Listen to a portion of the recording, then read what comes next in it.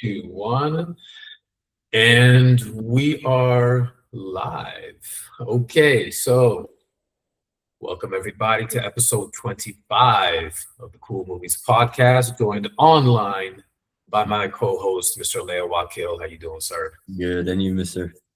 I'm doing good. I'm really excited for the movies that we're going to talk about. I did see the drama. Yeah. I did see Michael, but there was a third one that you told me that you watched. Yeah, I haven't seen Michael yet. I've seen the drama, and I've also seen the new Gore Verbinski movie, Good Luck, Have Fun, Don't Die. Yeah, there it is, the Gore Verbinski movie. Yeah. All right. Let's get started with the drama. We'll leave Michael for the audience wanting a little bit. Yeah. Let's talk about the drama. Go first. I want to hear your impressions because you did see it first. Yeah, I thought, first off, it's a marketing campaign, creating the whole mystery around what she did or what she told them she did. It was brilliant because it created this anticipation for the movie that got relieved in the first 10 minutes. And the whole entire rest of the movie was just like a debate between multiple different sides of the argument. And I thought it was wonderfully done. It talks about how you can change in so little time and in so much time, because she's clearly changed, and her husband knows she's changed, that she isn't the same person she was before when she thought of doing that thing. But still, he still has that doubt. Is she actually a different person? Can people actually change? Are people their past? And it's not that debate was actually amazing, and especially Alana Haim's character, her friend, she's unbearable in the movie. Every time she looked at her or looked at Robert Pattinson, it was horrible. She's amazing actress. The performance was amazing, but I twisted every time she was on screen because she's completely performative in terms of the main argument of the movie, you know.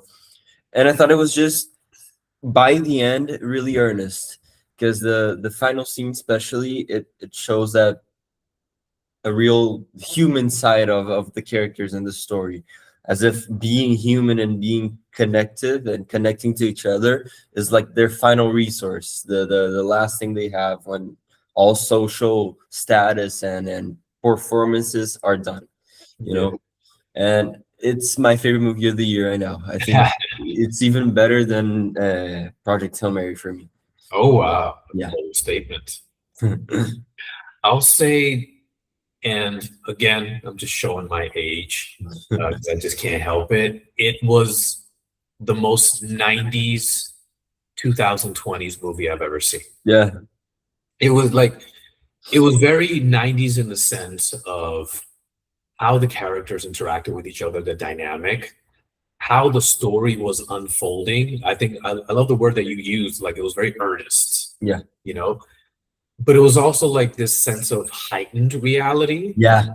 You know what I mean? Especially, and that's particularly in the character of the friend, the one. Oh, by the way, let me just let the audience know, this is completely spoilers. Okay. So let's talk about completely spoilers. All right. I think it's very difficult to have an in-depth conversation. It is, especially with this movie. Yeah.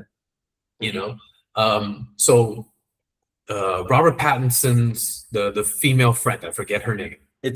I don't know I think it's Rachel, the character, but the actress is Alana Haim. Yeah. Great performance, but you can see how it's a bit over the top. Yeah. It is a bit much, but at the same time, it's there's a certain level of authenticity and commitment that you buy into it. So you don't think it's something it doesn't take you out of the story. You know, you do think of it later on as she was a bit much. She was a 12 out of 10. You know what I mean? Yeah. But then also in the world that we live now, it's okay, so this is what the big secret is. I'm going to reveal it right now. Yeah. You know, that Zendaya's character planned to do a mass shooting at her school. And then, what was it somebody did it somewhere else? Yeah, exactly. Somebody did it in a mall nearby, and it affected one or two of the kids that studied in Right. this. So then it affected her decision to actually go through with it. But she was Yeah. like thinking about it, planning it, and then it happened somewhere else, and then she thinks twice about doing it. And it's really weird because the reason she didn't do it, this second shooting, was the reason she kind of started to change the direction of her life, right? Towards Yeah. she is right now. Yeah. Right. So so it's like it is something current. Mm-hmm. You know what I mean? I remember when I gave my review of it, it was a spoiler-free review, but one of the things that I dropped a bit of a hint when I said that, it's this tragic phenomenon that has been happening since 1999, because that was like the first mass school shooting that happened. Like I was a senior in high school, when it happened, and I remember being in economics class, and we're all just like glued to the TV. Like none of us had ever heard of Columbine before. We never even knew that was the name of a city. Yeah. And so we were just kind of in disbelief. We're still in a little bit of disbelief now anytime it happens. At the same time, it's a different thing when it's wholly unfamiliar. Yeah. So like now this is going on, but I appreciated the fact that before I watched it, that was not even close to being what I thought the scene. Oh, me too. Me too. I was way far off. Yeah. It's a perfect way of subverting the audience's expectations, In where the start, right? They don't make it a twist. It's just the premise. Exactly. And so like the whole thing of like everyone's thinking, oh, well, did she like, do pornography or something? Yeah. At some point, you know what I mean? I was thinking she had like aborted a child, and her female friend was like very anti-abortion, so she got really pissed. That's kind of that's not a bad one. That's an interesting way to okay, well done. I did not think about it. For me, I guess because I have a dirty mind or something, but it was something like just completely like salacious that I was imagining that it was going to be. Yeah. And the fact that it was this, and I'm not really sure anything like this has ever been addressed in a movie. I don't think it has ever been the main theme of a movie. Right. Well, there was this what was her name? Mila Kunis. Yeah.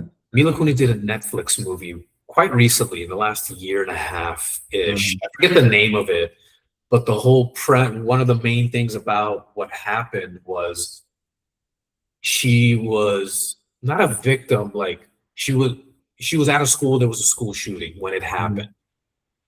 And so there's this whole controversy circling around that, but that was like that was the only time I can remember aside from this one, aside from the drama. But I think the way they handled it, it was so subtle. There was a level of sophistication there with this director that I was very impressed by. And especially with this sense of heightened reality you talked about. Have you seen Dream Scenario? No. It's with Nicolas Cage. It's this director's previous movie. Yeah. He's not American. He's I think Swedish. Yeah, something like that. Yeah. And he plays into that in his previous movie too, which is creating the heightened reality through the comedy, right? Because it is, as much as it is a serious subject matter, the way the characters interact, something is not perfectly grounded about that. And that plays into the comedy. I think it works really good, really well. Yeah, that's where I think it serves it best, in the comedy. Yeah.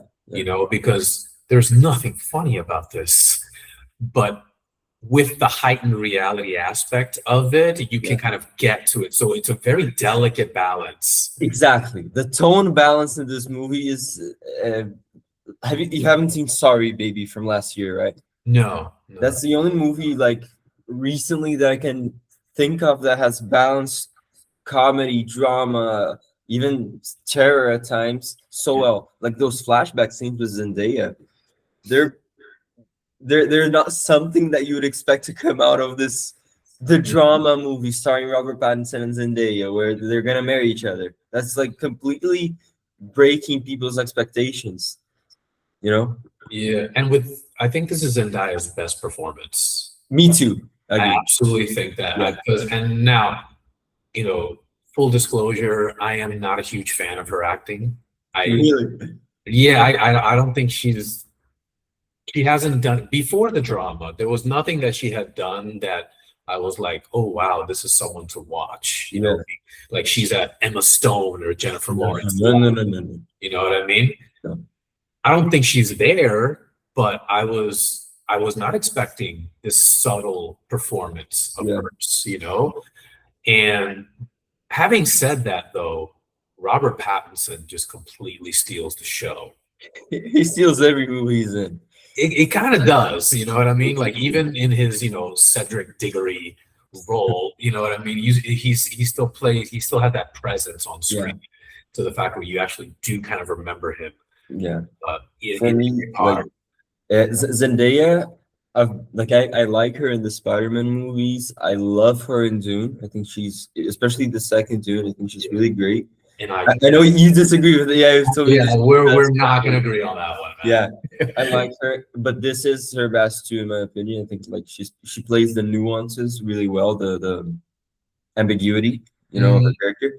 But yeah, Robert Pattinson is just he's such an intelligent character. He knows exactly what to do very well with each character he plays. Have you seen Mickey 17? Yeah. Like, such a different performance, like from Tenet, from Harry Potter, like every movie he's Lighthouse, he's completely different. And here, like he plays this clumsy, earnest guy that doesn't know what to do and only kind of fucks up. Yeah, and he plays that confusion and that conflict so well. Yeah, he's truly lost. He doesn't know how to interpret. He doesn't know how to interpret the situation he's in, to the point where he literally asked someone else what they would do in his place. I think his character would have handled the situation better if it was like that. She did adult movies. You know what I mean? Yes. And I think that just plays into like how difficult this role is to play, because how would anyone react to this? It's kind of expected when you're like, oh, I did this in my 20s, with my ex or something, and then it leaked online or whatever the case may be. That's something that's not necessarily common, but you can wrap your head around it as an audience member and put yourself in the shoes of somebody who's going through that. In this case, it's like, what is your reference?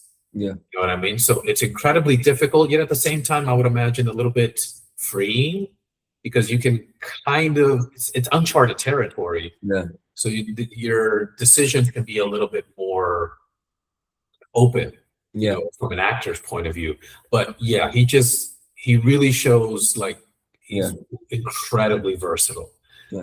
I would have never thought in a million years that Edward from Twilight would be capable of everything that he has done after Twilight. He'd be one of the best actors in the world. Yeah, absolutely. Right now. I'll put him up there with Timmy. Yeah, me, absolutely. I'll put him up there with Michael B. Jordan. Even though he doesn't have, does he though, like as much of a career as especially Timmy, I think he has the body of work already. Be considered one of those up-and-coming guys that is going to be part of the future. Like every time you tell me there's a new Robert Pattinson movie, I'm gonna watch it, because like he's such a unique, exciting presence on the screen. And I recommend because he did a movie with Timmy Chalamet, right? He did The King, right? Yes. Yeah. It's really good. I haven't seen it. Go and watch it on Netflix. It's worth a watch. It's kind of cliche in how the story unfolds. Yeah. So you really only watch it for the performances, not the story. Yeah. And he plays the prickly French king or prince, I think it is, I forget.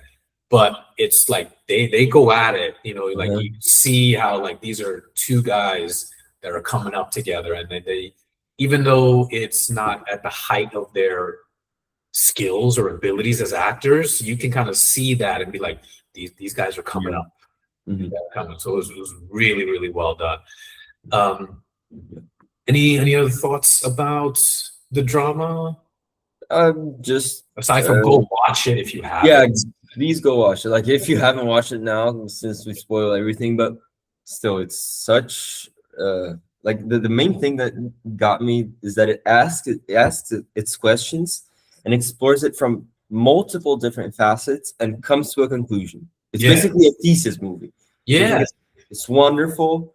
It explores this question about one's past from this very specific and violent point of view and perspective, you know, and it does so balancing that tone between comedy and drama and even thriller at times. Yeah. Works perfectly. Loved it. Yeah. And also, like, I guess I'll say this one last point. Well, two last things. Yeah. One, I love the exploration of the how should I put this? The angst, I guess, that you feel right before you get married. Yeah. You know what I mean? Being a married man myself, it's like those days leading up to it, it's like, ooh, this is gonna happen. Yeah.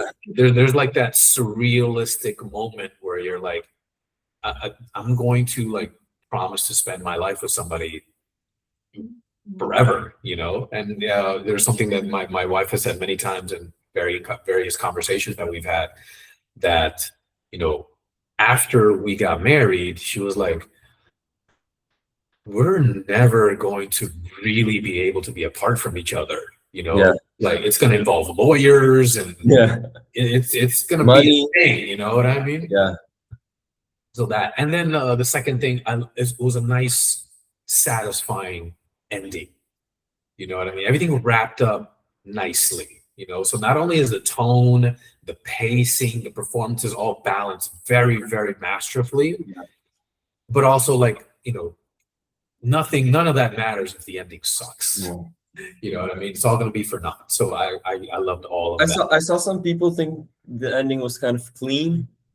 It is, but it's still a point of view, an opinion. Exactly. And you know what, man? Because have you read the Quentin Tarantino book, Cinema Speculation? No. He talks about movies that he watched growing up in the 70s. And one of the things, that the through line between so many movies of the 70s is that everything just sucks.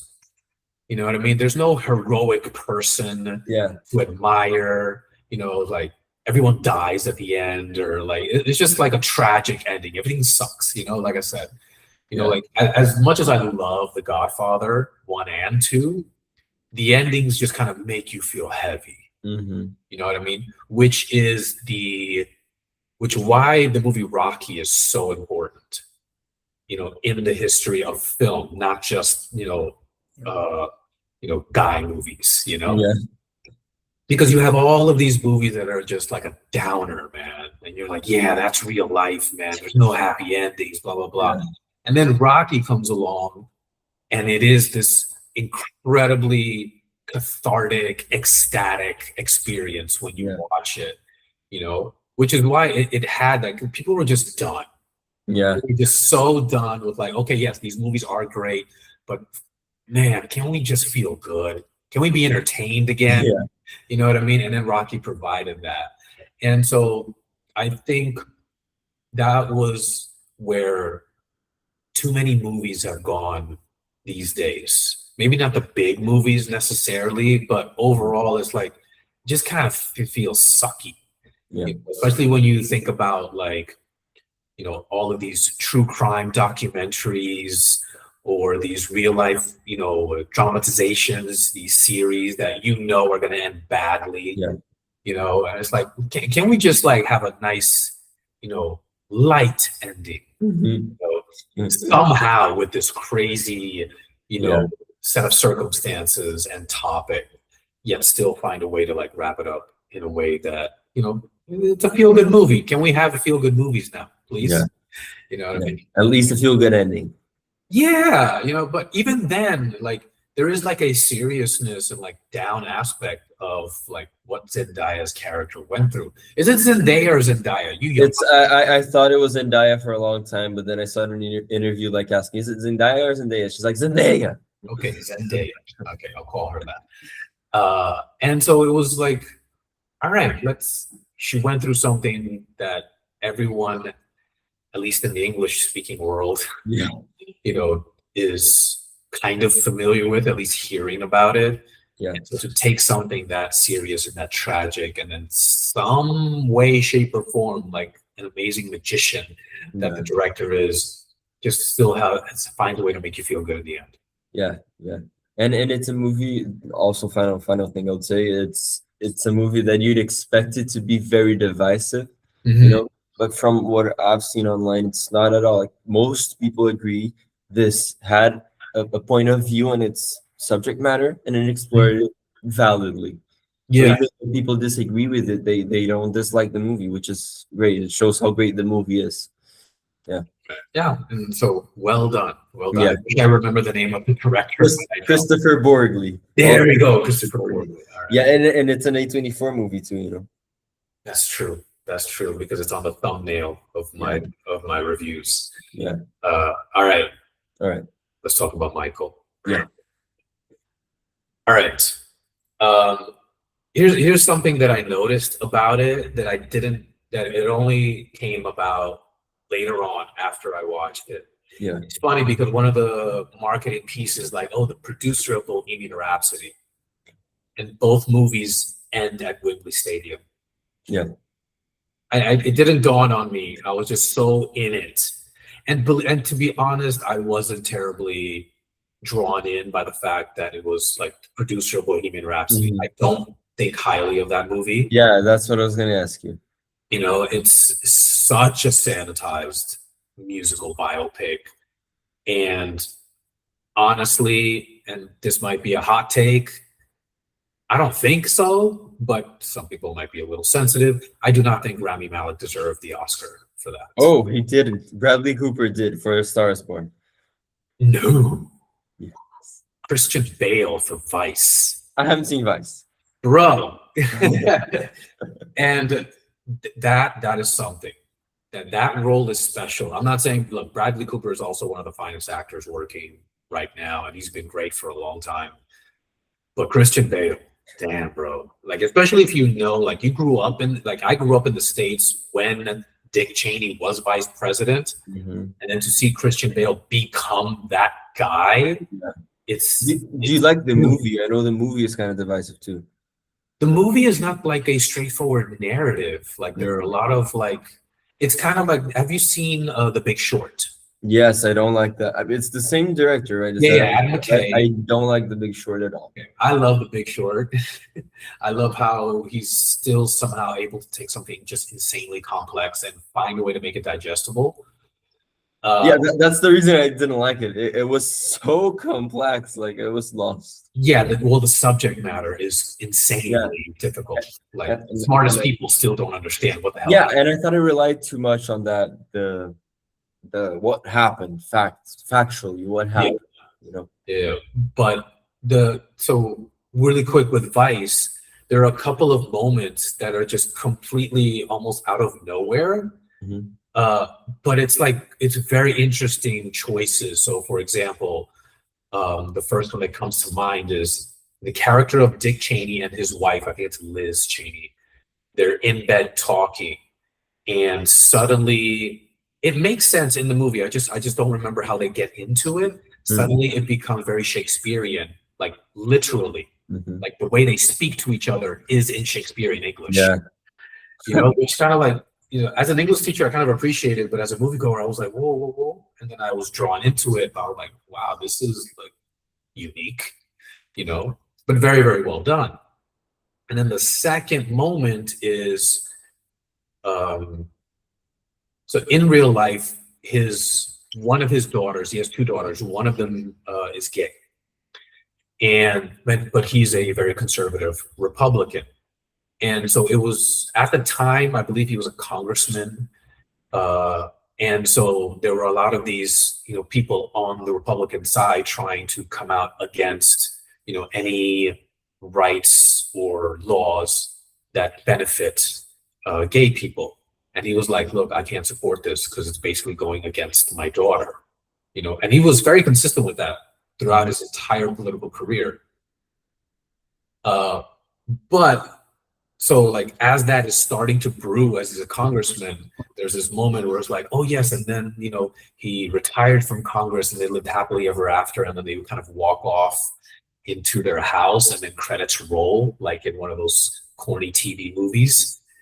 But it's like that's the middle of the movie. So it doesn't end like that. Mhm. At least now we're able to like bring it back. And then you go on to like how things unfolded with 11 and then the Iraq War and all that jazz. But again, Christian Bale's performance just masterful as per always. Okay, but let's get to Michael. Mhm. Okay, also a bit sugar coated. Not gonna lie, you know what I mean. At the same time, I don't find it the kind of sanitization that is egregious. So it's because because there's two factors I think that plays into it. One, I think it was just a rush job Mhm. because and we've talked about this, everything that happened behind the scenes with the original script, and everything was done, and then finally somebody who actually did their job at the Michael Jackson estate said, "Hey guys, this entire storyline, we gotta scrap it. By law, we can't do it. Yeah. Legally, we can't do it." And so they had to redo it completely. I think there's like a third of the movie that had to be taken out. Yeah, they basically they cut that third or that portion, and then they make it bigger with what the family asked them to do. And cut it too. Yeah, and so what I find really interesting also now that it's just a huge phenomenon of a movie is that a little bit more has been coming out about what happened, and it was like I saw this yesterday. Antoine Fuqua almost quit. Like he needed like a couple of days when he found out what happened, and he was like, "Oh, I gotta think about this." He had to like decompress and process all of it. Because like I said, the movie was basically done, and then they had to come back. I think they did like 20 days of reshoots. Yeah. But okay, so let me talk about some of the highlights. Jaafar Jackson, that dude, I don't understand how this is his first acting performance ever. I don't understand, because there were some moments there where I forgot that this was a movie. Yeah. He was Michael to me, and everything from his voice, he really kind of was able to register that tone of voice that Michael had. And the dancing. The only slight thing I'll say about his dancing is that it was not as fluid. It didn't feel as natural as when you saw Michael dance. The moves were exactly the way Michael did them. But I think there's like the fluidity was just a little bit off, because Michael had been dancing like that his whole life basically. And then Jaafar was like the last year, like he took 2 years to prepare for this role. The first year he basically said like what he was wrapping his mind about what acting even is. So it was like he was learning how to be an actor, then he learned how to act like Michael. And talk like him and dance like him and have mannerisms. Like there's a moment in the movie where he's in a meeting with his lawyer and the president of his record company, and they're like, the record company is saying like, look, we can't promote your videos on MTV. They don't play Black artists, and the way he took off his glasses, I was like, yeah, that's how Michael would have done it. You know what I mean? Like little things like that was great. And I think the other thing that I really, really enjoyed was Coleman Domingo. Yeah, Coleman Domingo, that dude. Yeah, he's amazing. That dude. I predicted an Oscar win for him. I will amend that. Not because it's not a great performance, but because they didn't give him enough to do. Yeah, I've heard that. I've heard he's great, but he isn't enough. It's a bit one note. Yeah. There are a couple of moments here and there where he shows a little tenderness towards Michael, but I would have liked a little bit more of that. You know, I would have appreciated a scene where maybe like after he gave Michael or one of, you know, a really bad beating, which does happen a couple of times. I would have liked the scene after that between him and his wife, Catherine, played by Nia Long, where they talk about that a little bit, where he could say something like, yeah, I know I go a little too far, but I just want the best for them because I love them so much and I want them to succeed. Something like that. Because he just comes off as like tyrannical. The villain, yeah. Yeah, like the main villain. Like there's this other moment where Michael is getting something out of the fridge, and there's like this very famous Jackson's song playing in the background. This cool needle drop of the song. I think it's Can You Feel It? Or maybe not, I forget. But he closes the door, he turns around, and there is Joe Jackson, and then the music stops. And then there's just like this uncomfortable silence between the two. And Joe Jackson, not even looking at him, he's looking at like a piece of paper, and then nothing is said. And then he just says, I think I want to frame this. But it's like, bro, like you can really cut the tension, you know, and you kind of understand. There are really good moments where you understand how fearful Michael was of his father, and then those triumphant moments where, so they cover this in the movie, and I think we've talked about this even, where Michael didn't get a chance to have his solo tour after the Thriller album came out. He was basically forced to record another album with his brothers and then go on tour. It's the Victory album and the Victory tour. And unbeknownst to anybody, on the last show of the tour, Michael announces to the audience, this is the last time we're ever going to be on stage together. Yeah. Now, they take that scene. I don't know if I'm pretty sure this did not happen, but then Michael walks off stage and then he meets his father, and his father's like, what did you do? Why did you say that? What are you doing? And he just keeps walking.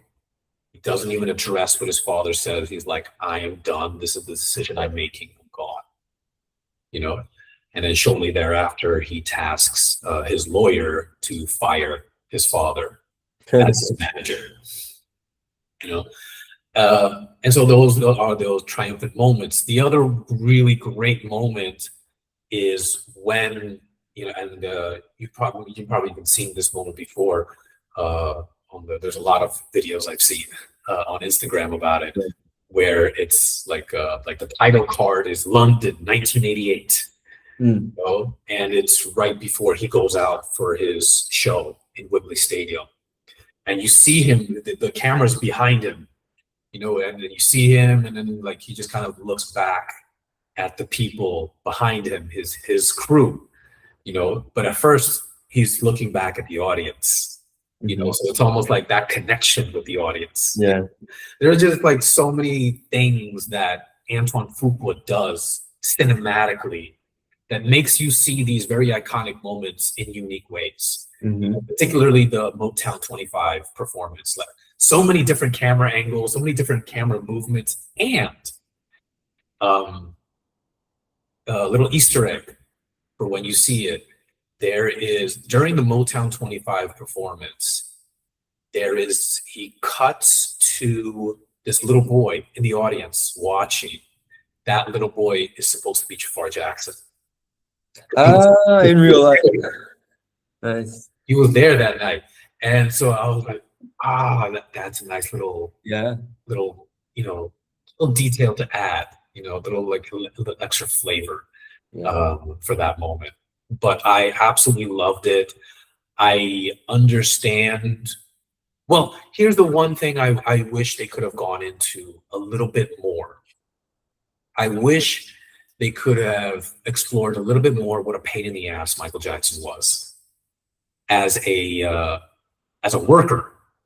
Yeah. You know, like he worked his ass off. And yes, I am one of those super fans that believe he was a musical genius. But it's not like, oh, he was talented and he just went in and did what he did. No, he worked. You know, like he would take on the road with him. Like, now I'm not even talking about on tour. He would go on the road with a portable dance floor. And he would be in his hotel room, set up the dance floor, and he would dance for hours. And like, he didn't have a show to do. That was just his thing. He danced hours daily, you know. The singing, I'm not really sure about. I have heard, like, you know, he would, you know, warm up his voice for like 2 hours every day, you know, which is kind of crazy to think about. But yeah, I really wish, like, yes, he's a musical genius, but there was a cost to the success that he achieved. And, you know, one of the prices that he paid was just ridiculous work ethic. They do it a little bit. There's a moment where he calls somebody at like 3 o'clock in the morning and say, "We got to go to the studio. Meet me there so they can record." You know what I mean? But yeah, overall, I give it a 9 out of 10. Yeah. Like, you know, but of course I'm biased. Yeah. I'm a bit biased, you know what I mean? I'm not gonna lie about that. Like every musical biopic that releases nowadays are from like older musicians, and there's always someone that's like, oh, I liked it better than most people because I like this person. Yeah.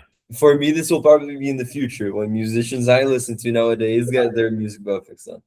Well, still to this day, like if I'm thinking about it objectively, I think the best musical biopic ever is Walk the Line. I haven't seen Walk the Line. Walk the Line, like it's not just like, oh, he achieved success, and well, no, it's dark. You know, it goes into, like, it's James Mangold. Yeah. You know what I mean? So he goes into like that very tortured relationship that Johnny Cash had with his father, into his alcoholism, his failed marriages. Like, it is not a sugar-coated biopic as Queen was, or even this. This is sugar-coated to a certain extent. There's a lot of darkness that they did not go into. I get why. At the same time, I completely enjoyed it. Yeah. You know, from beginning to end. If you enjoyed it and you were a fan, that's what matters, you know. Yeah, I mean, like, everyone's talking about the Rotten Tomatoes thing. Yeah, the Rotten Tomatoes is insane because it's been a long time since it's been this far apart from critics and audiences. Yeah, I think it's like 37% the last time I saw from critics, but like 93%. Yeah. Or 94% from fans. And I'm like, yeah, this movie wasn't made for you, yo. It was not made for you people. This is for his fans. And it almost feels like, no, it doesn't almost feel like, it absolutely feels like a reset of Michael Jackson's legacy, which, you know, it gives me goosebumps to think about being such a super fan. Yeah. All right, let's pivot. Yeah. Just talking about musical biopics, you talked about James Mangold doing the Walk the Line one, right, Johnny Cash. And he also did Complete Unknown. Right? Yeah. Bob Dylan, which I thought was another really, really good one. Yeah, I really liked it too. I thought it was really good. I also think Elvis is good. It works. It was great. I like Elvis, but my favorite by far is Rocket Man. Yeah, I think it's I like Rocket Man a lot. Yeah. I love the surrealism of it. I love it's the only. This is something that every musical biopic should do. Not really, because it would get saturated, but it's actually a musical. You know, it has songs. I don't know the difference between, like, when a character is singing what he's thinking, not only at shows. You know, not only at concerts. Like Elton John is in a friend's house, and then he dives into a pool and starts singing Rocket Man. Yeah, that's not really happening, and that's how musicals work. And that's implemented with the actual musician songs, which shows, like, instead of showing, oh, so he was in this period of his life, so he wrote this song, so he does this concert playing this song. No, since he is in this period of his life, that's where we implement the song in the actual time of his life where he wrote this song. Yeah, which I thought was great. I also appreciated in Rocketman that moment where he's at the troubadour performing and he starts to levitate. Yeah, That really was in real life the moment where he that was his breakout moment from like Yeah. unknown to known. yeah, the picture right where he's Yeah, exactly. I was like, oh, that's a great way to approach that particular moment, so that was good. Yeah. All right. Let's talk about Gore Verbinski's. Yeah, I'm glad he's still working, even though Me he probably too. doesn't have to. yeah. His last movie was A Cure for Wellness in 2016, 10 years ago. Yeah, and I haven't seen that one. He's been collecting pirates checks. Yes. So now he's all good. He's chilling, and he only does what he does. Only one does what he wants. With the paychecks he got. So first, talking about him, he's one of my favorite directors of all time. I think, of course, the Pirates trilogy is my favorite trilogy ever, and I think he steps up his game as a director every movie, every Pirates movie. And he got a bag with those movies, but it was worth it because they're brilliant, amazing. When you say blockbuster, I think about Pirates of the Caribbean. And there's no way around it. I think he perfected the blockbuster formula, and it wasn't even a formula because, as he said in an interview for his new movie, he tried something new every movie. So even in the Pirates movies, which were, especially the second and third one, very similar or complementary, he did something new, especially with the third one visually.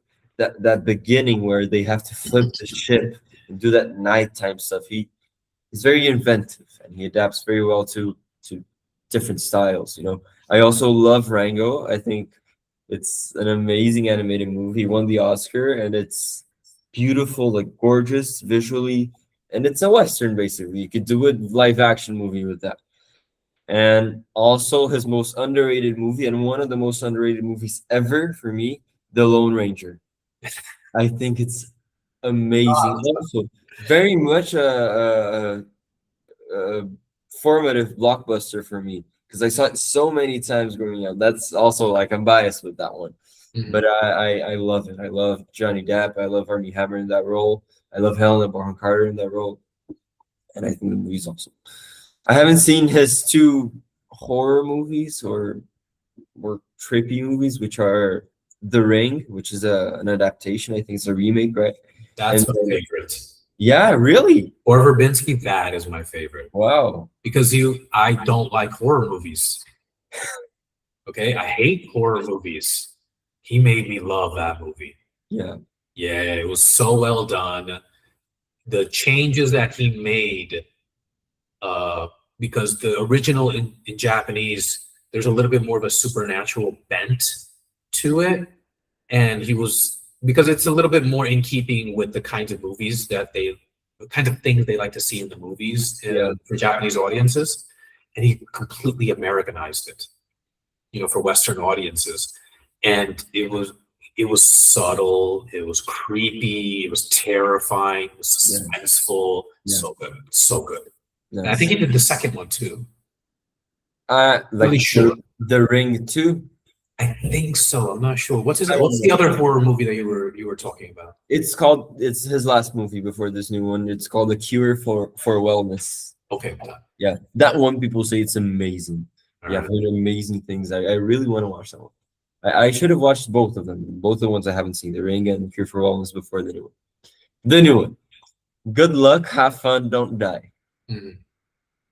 It's amazing to see this guy work again because it really is watching a master at his craft come back to an industry he helped found. The Pirates movies are foundational blockbusters for Hollywood itself, and seeing him come back with an indie sci-fi movie, it's amazing. Who's in it? Do you know the premise? Who's in it? Who's in it? It's Sam Rockwell is the main guy. Yeah. Yes. And you also have Zazie Beetz, Michael Pena, Juno Temple from Ted Lasso, and Haley Lou Richardson. Both of those two girls are really great. They get a lot to do, surprisingly, because it's really an ensemble piece. You have Do you know the premise? Let me just say the premise No, I know nothing about this movie. Yeah, I went with my mom to watch this movie. She knew nothing, and it's such. When I tell you the premise, you're like, "Oh, that's a cool movie to enter knowing nothing about." So it's about this guy, Sam Rockwell. He's dressed in this completely wired up kind of bomb. You think it's a bomb that he's gonna explode himself. He has a raincoat on, so he looks insane. And then he comes into this restaurant bar, and he says, "I'm from the future. I come from many years in the future where this phones thing, because everyone's in their phones, they don't talk to each other at the restaurant. Everyone's like this. This thing you guys are messing with, and this AI you guys are messing with, becomes an issue in the future, and things go horribly wrong." He's hilarious. And I need to assemble a team of about 6 people to help me reverse a little kid who's creating this AI who evolves in the future. He's 5 blocks from here. We gotta leave this restaurant now. And that's the premise. And it's insane because the cops come in, and that's literally the first 10 minutes. It's not spoilers. The cops come, like they approach the restaurant because the guy has invaded and is like pulling people. Come on, let's come with me, come with me. And he has to assemble this specific group of people because he's done this mission 160 something times already, and everyone's died in every time he does that. So he needs to assemble this perfect group of people, and as the police approaches, he has to leave the restaurant, and that's the main first half of the movie, or at least the first third. They have to leave the restaurant without getting killed or caught or everything. And slowly you get to know the backstories of these people he's assembled, which are this ensemble that I talked about. You first see Zazie Beetz and Michael Pena. They're a couple. They're high school teachers. And there's something very Black Mirror-esque about these flashbacks. Then you see Juno Temple, which is the movie is very much comedic in those scenes with Sam Rockwell. But when you go to Juno Temple's backstory, it's such a heavy drama because it addresses the same thing that the drama addresses: school shootings in a modern world, in a technological world. And it's such a, you really see Gore Verbinski coming from this point of view of someone who developed a new technology for film. Basically, he innovated computers generated imagery with those Pirates movie with Davy Jones in a way that pushed the industry forward. And what he's basically doing right now is saying, I know people who mess with technology. I am one of them. You shouldn't mess with this. And again, he explores it from these different perspectives, the school shooting, the teacher's backstory, and finally the most important backstory, which is Haley Lou Richardson. Have you seen The White Lotus? No. She's in The White Lotus season 2. She's really, really good. And her flashback is she is allergic to technology. She's the first person in the world who's allergic to technology. She does an 11 every time she comes to your phones. And she finds a man who also is anti-technology. They start dating, and he encounters this VR, which is something that she's completely against. Of course, she's allergic to it, and that changes him. So you get those backstories. You come back to the present day with Sam Rockwell, and Gore Verbinski just goes bonkers. You know those movies which are like every 5 minutes you don't know what to expect, what narrative turn is going to happen, because it's so, how can I say this? They set up a very clear path. We need to get to this little kid's house who's building this AI and put on like a virus thing to create a security thing in the AI. And you have this clear objective, this clear path. But Sam Rockwell is such a charismatic and confusing and very energetic presence in the movie. You don't know what he's gonna say or do next because he can't tell them. Because every time they do something new, he knows how people die. So he needs to kind of improvise, And the third act is, I can't even tell you enough for you to imagine what it is. because it's such a visually, intellectually, narratively incredible resolution, because it plays with reality. It really is like a mind-boggling and the explained kind of ending you need to really think about, and it works brilliantly. I think, especially visually, he really ups the ante in this third act, and I loved it. I loved it so much. I think especially the final 5 minutes are really like there's a twist kind of in the final 5 minutes, and it works brilliantly. It's really not for everyone because it tries to do so much at once. Like I've been just narrating the movie for what, 4 minutes, and I've not even come close to what it is, because it really is this insane. Like you haven't seen Gore Verbinski do these many things in a single narrative ever, because every movie he's done is very much more concentrated, even though he plays with genres. This is everything thrown in, and I appreciated it a lot. I really enjoyed it. I laughed. I got tensed up, even emotional in Juno Temple's backstory with the school shooting. And yeah, I don't know if it's like I've been trying to locate it in my 2026 list. I don't know if it's better or worse than the drama in Project Hail Mary, but it's up there. Yeah, well, it sounds like it's definitely a sentimental favorite of this year. Yeah, for me, especially because it's not that popular. I haven't heard as many people talk about it, and it's the guy who did the Pirates movie, so everyone should watch it. I really recommend you to watch it. I think you'd Okay. All right. if I think you really like it, because it really does a lot of cool, interesting things in one movie. Yeah. I mean, look, I think movies like this are. I mean, I made a video about this the other day. I think the future. I'm optimistic. I'm a natural optimist, and maybe to a fault. But even though things are going very badly in Hollywood right now, I think movies in general have a good path ahead. Yeah. I think movie theater experience will come back. I think we will have more movies like this. Yeah. Well, when I think of just the three movies that we talked about today with the drama Michael and this one, it's like the trend seems like it's going in that direction. Yeah. The moviegoer, I'm totally down for it. Even when you think of like Top Gun 3 is going to be getting made, my only concern is that there aren't, and I talked about this in my video yesterday, there aren't like up and coming like creators that are just like, hey, let's watch out for them. Like two people that, at least in TV, even in movies, let's take a very established name in the movie industry, Jerry Bruckheimer. One of the GOATs in Hollywood. But where's the next Jerry Bruckheimer? Yeah. You know what I mean? We don't. There's none of that is going on. That's what I've been lamenting.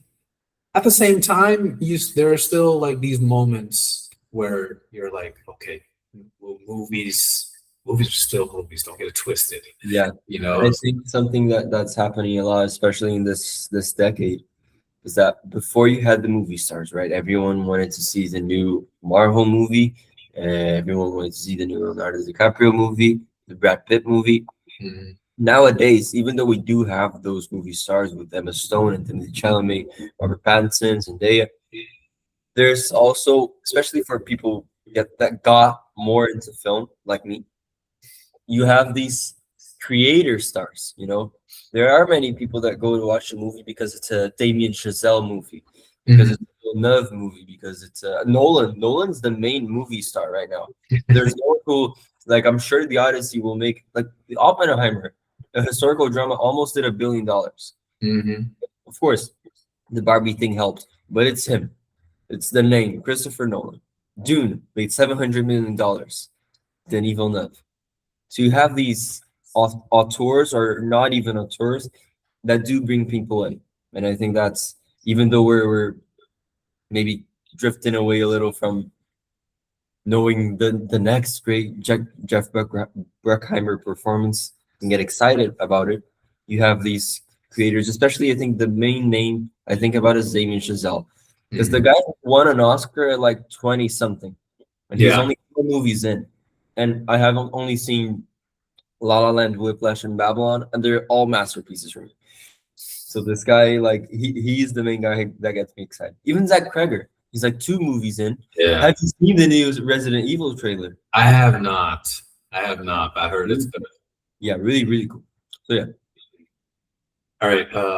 We got to wrap it up. Yeah. All right. All right. All right. So thank you all for tuning in. And Mr. Leo, good luck on the rest of your exams. Thank you. And we'll see you guys next time.